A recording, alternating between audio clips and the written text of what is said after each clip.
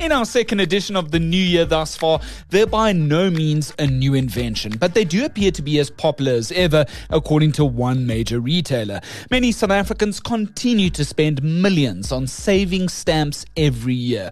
That's my chat with consumer journalist Maya Fisher-French next. The reason I picked up the story was that I had so many of my followers who tend to be higher LSM people. When I would ask them, how do you save for December or January expenses? So many of them would say through saving stamps.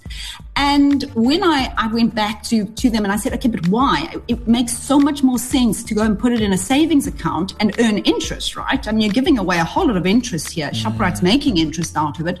Why are you not doing that? And they said, because it earmarks it. It makes it specific for us. Later in our training topic, as Tweede Nuwe Jaar comes and goes, we sum up the Cape Town minstrel mess thus far. And finally, the so-called wind of change was sweeping through Africa, but apartheid South Africa didn't care to listen. That's on this day in South African history, heard at the end of the show. Remember to hit like, follow and subscribe. You can also drop your comments below. My name's Graeme Robenheimer. This is The Lead, and this is the South African story. To our top story today, well, she's the brains behind Maya on Money. It's our regular consumer journalism column on News 24. She joins us live now from the sweaty Boerland for our second edition of 2026. How's it, Maya Fisher-French? How are you? I'm great and happy 2026. Yep, I'm out here in the Boerland. It's very hot, so hopefully we'll get some rain down here in the Western Cape at some point. Yes, it's funny that you say it's drizzling here in the centre of Cape Town as we speak, so hopefully that will reach you an awfully a lot quicker.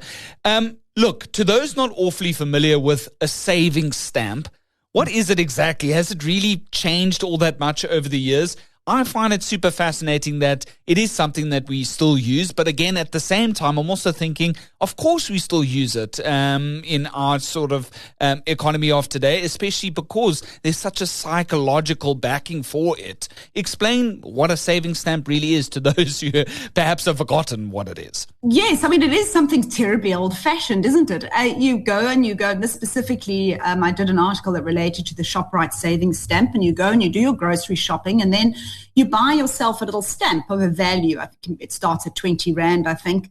You can buy as many as you want. And that little stamp you put in a booklet, and then when the booklet's full or you have a specific reason you want to use the stamps, you go and you redeem them for goods at the shops.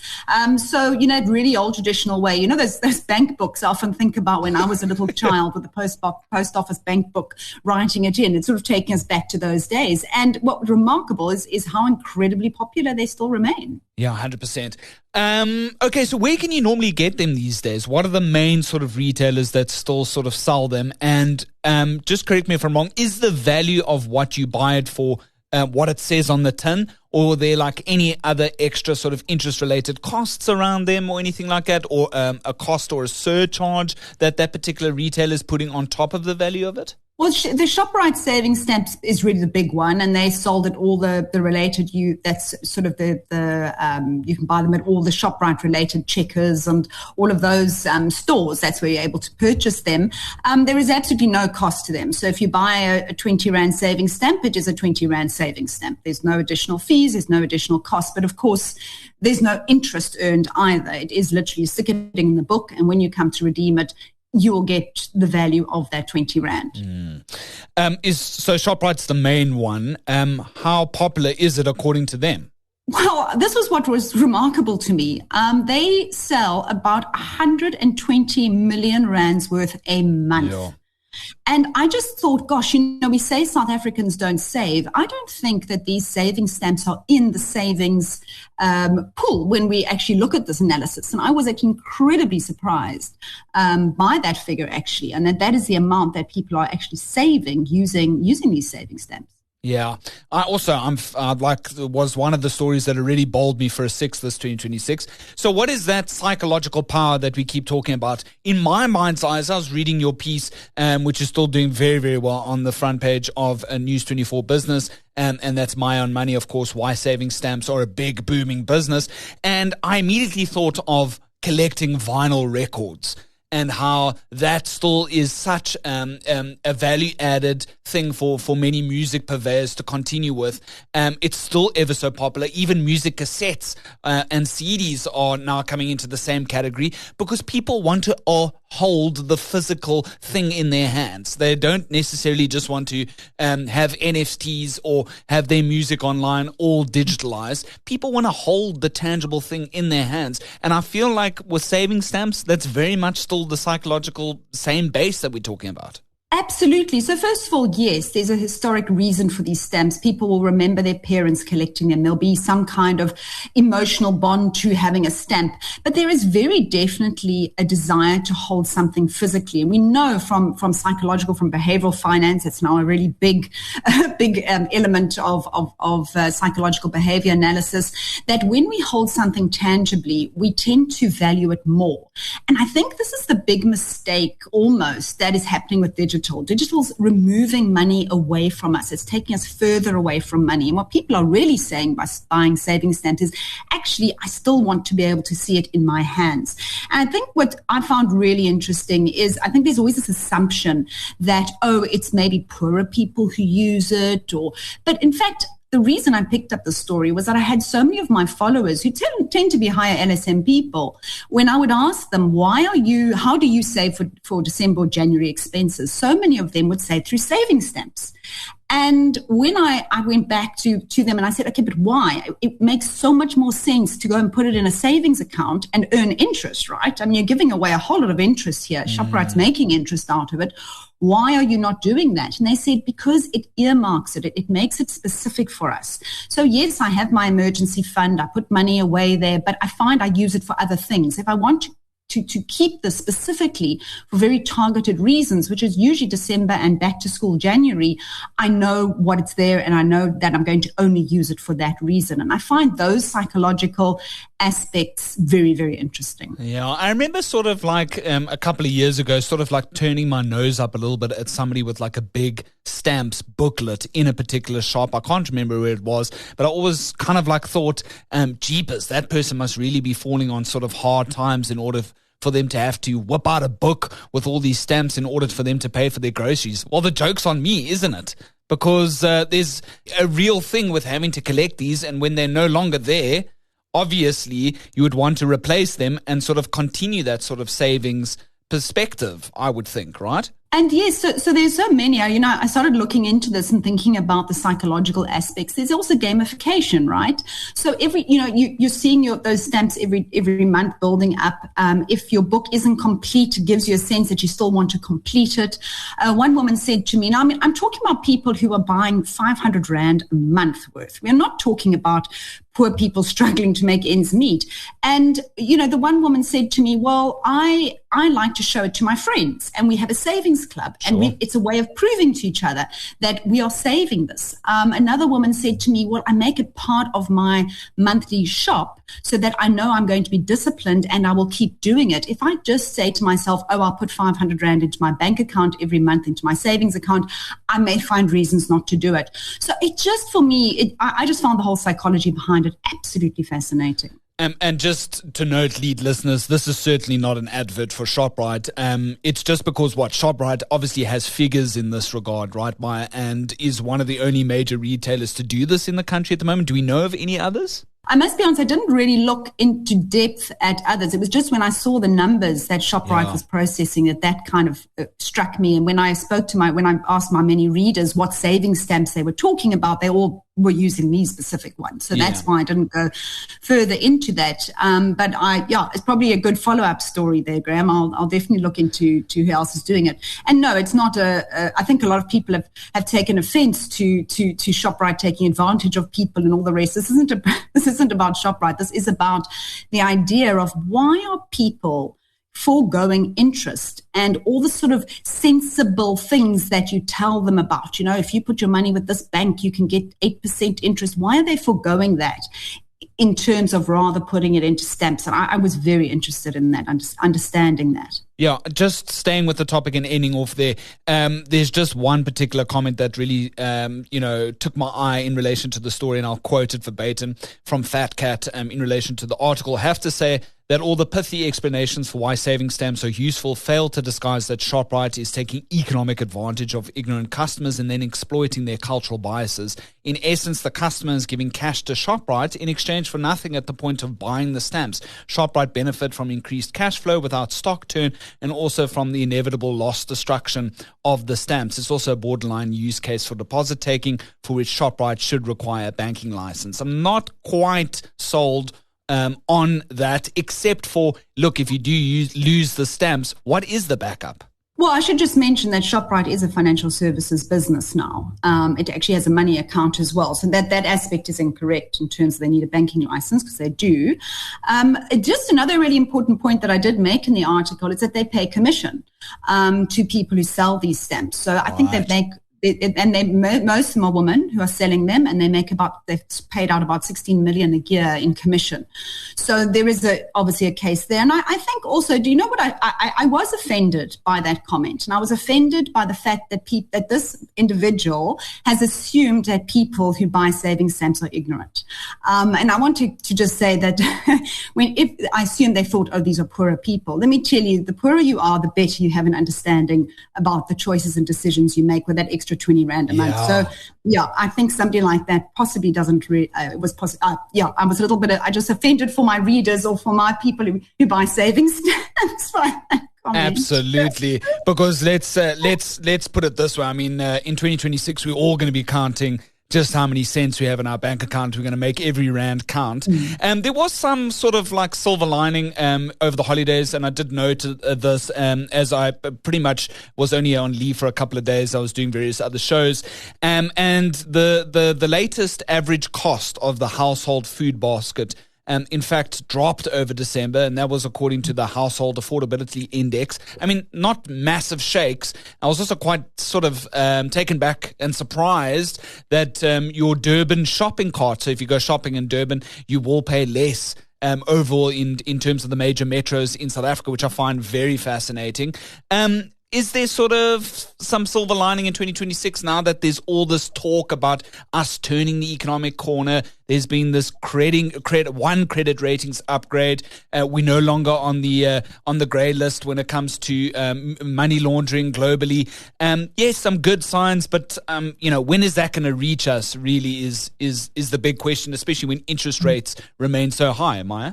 Absolutely. I think we certainly are entering, as South Africa, and we're unusual perhaps in compared to certainly the emerging markets generally. Any country in the emerging markets are in better positions than most of the developed world, which is a great place to be. And one of the big factors, of course, is our inflation rate has come down significantly.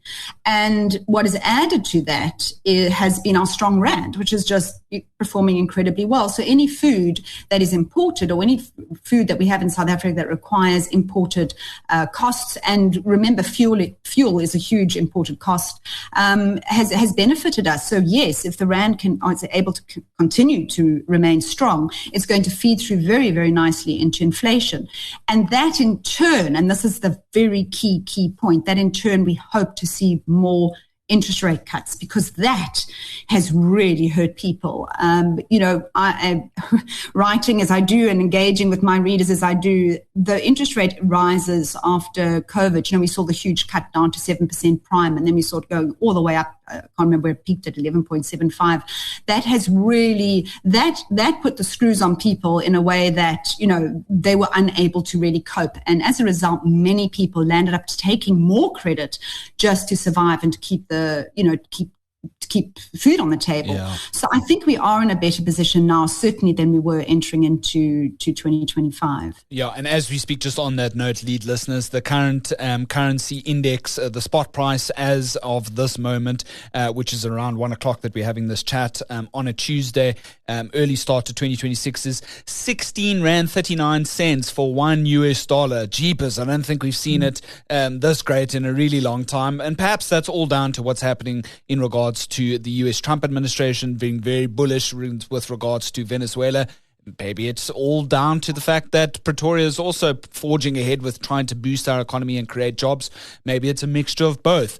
What does it all mean, finally, Maya, for somebody who perhaps wants to buy a home in 2026? I always say, the vital last opportunity was around the pandemic, if you were looking for good prices in relation to where you wanted to live. And, it all comes down to various factors, and it's a big discussion to have. But if you look at like Cape Town, for example, there's been so many more people moving here. Homes are difficult to come by. There is a perpetual housing crisis in motion. Is 2026 a better time than ever to still buy a house? Can we look forward to perhaps more repo rate decreases? Look, I'm not going to comment on the Cape Town property prices. I don't think they're going to come down, but I don't think they're necessarily going to run much harder than they are currently, simply because of affordability. There does come a point where people just simply can't keep those prices can't keep going up. But I would say now is probably one of the best times to buy a property, simply because the worst time to buy a property was when interest rates were 7%. And that's going to sound strange, but it could only have gone up from there, right? They were emergency cuts. So people were buying almost in a fake interest rate environment. And I think now where we're sitting now, if you can afford your mortgage now, there is a very good chance you will be able to continue to afford your mortgage, because rates are probably going to decrease rather than rise. So I would say, if I was looking to buy property right now, absolutely, I would say now would be the time. But please go do your homework first. Find out about the transaction costs, which can be up to, depending on the property, that often comes as a big surprise. And people then land up having to take out short-term debt just to cover the transaction costs on their property. So go do your homework, understand any levies that come with that property, municipal bills, do your budget properly. That would be my advice. Yeah, it easily takes between 9 and 12 months to do that particular homework. Really take your time. Don't be in a rush. And of course, whilst you're busy with all of this, also invest in some saving stamps. Maya?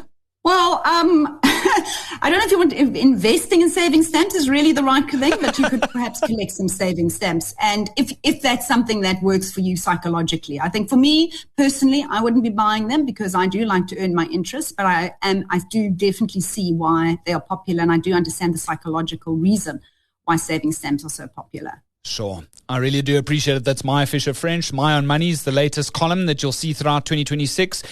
Consumer journalism at its finest. I really do appreciate your time here on The Lead. Have a fantastic 2026. May all the good things you've espoused over the last 15 minutes or so come true. Absolutely. Have a good one. Keep well. Super. Thanks, eh? Bye. Cheers. Trending topic. Moving to our trending topic now, and it's a mainstay of Mother City culture, heritage and history. The annual Minstrels parade through the former colonial streets of Cape Town. And almost every year, like clockwork, we get wind of some controversy surrounding the planning of this important event. This year, things arguably reached fever pitch. Now, on one hand, the Kaapse Klopse Carnaval Association, together with the city's assistants, led Monday's Tweede Nuwe Jaar's march, but along a different route. This time, the so-called FIFA fan walk through Greenpoint, ending at Cape Town Stadium. Now, this deviation from the usual way through the deeply historical suburbs of District 6 and Boerkaap angered many who feel that the march has become too commercialized and has lost its main historical heartbeat. Others complained that they had to fork out more to actually travel there and felt that the new route did not keep with familial tradition. The KKKR contests, though, that this route includes the Greenpoint Common, where in fact the festivities first started in the year 1907. Now, on the other hand of all of this, the Cape Town Minstrel Carnival Association, the CTMCA, took the city to the High Court and won an urgent interdict after the Metro denied it a permit to run its own minstrel competition via Vygieskraal Stadium, citing safety compliance concerns. Now, the courts thus ordered the city to give this organization another venue in time, but the city has since appealed. It's also offered Athlone Stadium as a host on different dates. Now, with Tweede Nuwe Jaar seeing some 20,000 performers take to our streets this past Monday, the latter group has since taken the Metro to the Equality Court, arguing that the city has a history of discrimination in its planning for the annual Kaapse Klopse. This, of course, the city now denies. The group argues that other organizations had previously received received preferential treatment over their choice of venue. Its members even marched to the provincial legislature over the weekend, handing over a memo of their demands and revealing that they needed funding to continue their legal fight. It's a rather messy affair, with the legal side of things expected to drag on well into 2026. What say you? Drop us a comment below.